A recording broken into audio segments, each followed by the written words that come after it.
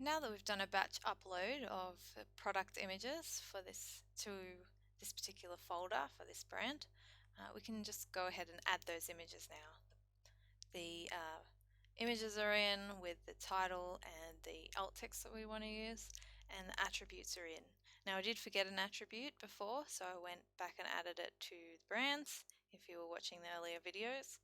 Uh, but the earlier video does show you how to add attributes. So now we can just go to products, add new. Now you can click on products here to view the full list first if you needed to do that for some reason, or you can just go straight to products, add new from the menu, or from here click on the add new button. Okay, so first is the title. So going back to our spreadsheet, we'll add this product net. I've already added the others, so this is the next one. So if we just paste it straight in there, you can see that it's missing the capitalized case that we want to keep the whole site consistent. So just match whatever you're doing for your other products, just to keep it consistent. And to make it simple, we use this little cheat. It's a website called convertcase.net. So you can paste something in here and then choose the case that you want to use, so capitalized case, and then copy and paste it back. So there's less clicking around and typing into the field, which if you're doing a lot can take a bit of time. Now if you've got a long description, paste that, pop that in there. I'll show you further on how to paste it in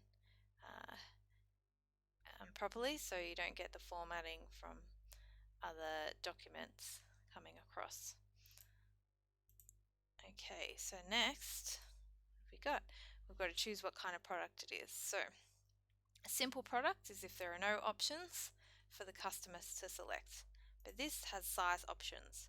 So rather than simple products where we put the price in here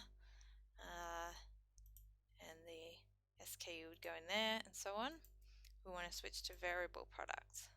So in this, the SKU goes in there if the SKU is for all the different variations, or it goes in the variations if it changes. For example, with a color, when the color is a different option, then the SKU may change depending on the color, but because it's just size in this product, then we've got one SKU for all the options. Okay, this is a flat rate shipping on this website, so we don't need to add anything in here. If the site was using Australia Post, then you would need to add in weight and dimensions, and then attributes. So now we're going to add those attributes. So starting with brand, foil. Now we don't need to tick this because it's not a variation that the customer selects. And then color. Same goes, this only comes in one color. Slate Garden, we can start typing and it will pop up on the list, which is handy when the list is very long. And then finally, size. So our sizes are 8, 10, 12. Ooh, and there's no 8, so we're going to have to add that in. And before we do, in order to add it in, or actually we will add it in now. So where are we? Got to go to products and attributes, but don't just click on that, otherwise you'll lose all this work.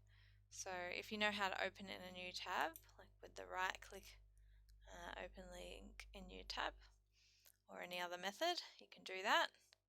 And if not, make sure you save your work so far. But before you save, make sure you select your categories. Otherwise it'll just attribute it to the default category, which you may have to just take off later. Okay, and then you could save draft at that point. But if you know how to open in a new tab and you're happy to do that, then this is much simpler. And then we can go to size, configure terms, and we want to add 8. Great, and it's in order already, so we don't need to drag and drop for this one. So back to our products. Now you will need to refresh or save in order to have that option. So since we haven't saved this yet, click Save Draft. Probably always a safer option, just in case you don't remember whether or not you've saved already, if you're like me. Okay, and now when we go to Attributes and add size, we're going to have 8 there to choose from. I already forget. 8, 10, 12. And for this one, the customer does choose, so we need to select Used for Variations and click Save Attributes. Okay, and that's saving. Now that it's saved, if we click on Variations, we'll be able to add them. So, the quickest way to add variations for a new product is just create variations from all attributes. If you had an existing product with variations already, then you would just want to add variations one by one, but this is quicker at the start. And yes, and it creates our 3 variations for each size. Now at this point, if you were editing one by one, you can click in, edit the options like put the price in, manage stock, add the stock quantity. But at the start, especially if they're all the same price, all the same quantity, there are quicker ways to do it. So you can click Set Regular Prices, go. And then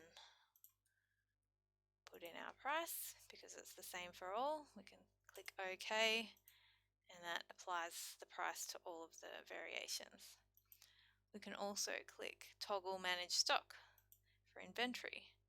Click Go, and now they'll all have managed stock capability switched on. And since that's switched on now, we can also go stock, which allows us to go, set our stock value. And this only works if they're all the same stock value. If they were different, you need to click in each one and add them separately. So, okay. And that's a lot quicker if they're all the same values than doing it individually. But as you can see, the price is in there, this is toggled on, and stock quantities there. So that is a nice quick way to do that. And next we're down to the short description. So since we didn't have a long description, but we do have a short description for this, like a very short bit of information for this product, we'll copy and paste that in here. Now if I just paste it in here, so this is the thing I mentioned earlier, anything you paste into one of these text boxes, if you paste that in there, it brings across the cell formatting from the spreadsheet. Same thing would happen if you were copying and pasting from Word. You would be bringing across any of the document formatting. So I'm going to undo that and instead click on this text tab here. And we can paste it in, and it pastes it in as plain text, no formatting. And then we can switch back to the visual editor, and if you did need to add some kind of formatting like bold, you can do that here. Or if something was going to be a heading, etc. Okay, and that means that everything you put in here is going to have the style that the website has rather than the style of the document. Alright, so we've done categories, now it's time for the product image. So click that. And it was the yes please. Now imagine you had a whole lot of these. We can actually just type, oops. Oh, why is it not coming up? There it is. Oh, yes, please. Okay, there we go. So yes, please is coming up because that has yes in it. And we can set that product image. It's already got the alt text and title, so we're good to go. Now, I'm just going to update this here, publish this here, because that's all the information we have for this product.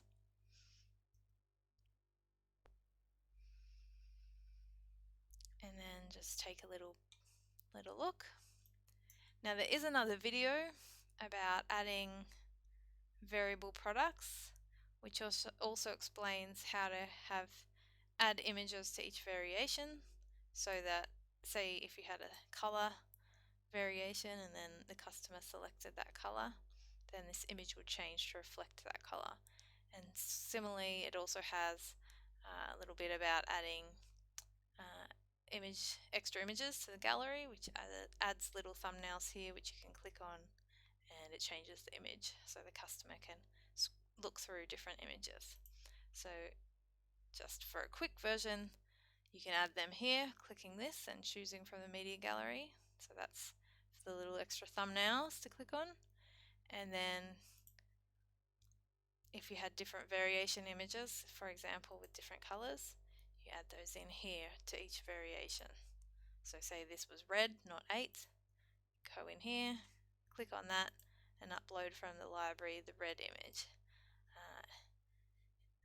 The red image, and then set it. Okay, but this one didn't need that, so we're done. And now we can go to the next one by clicking Add New, and that will open up a new product editor like this.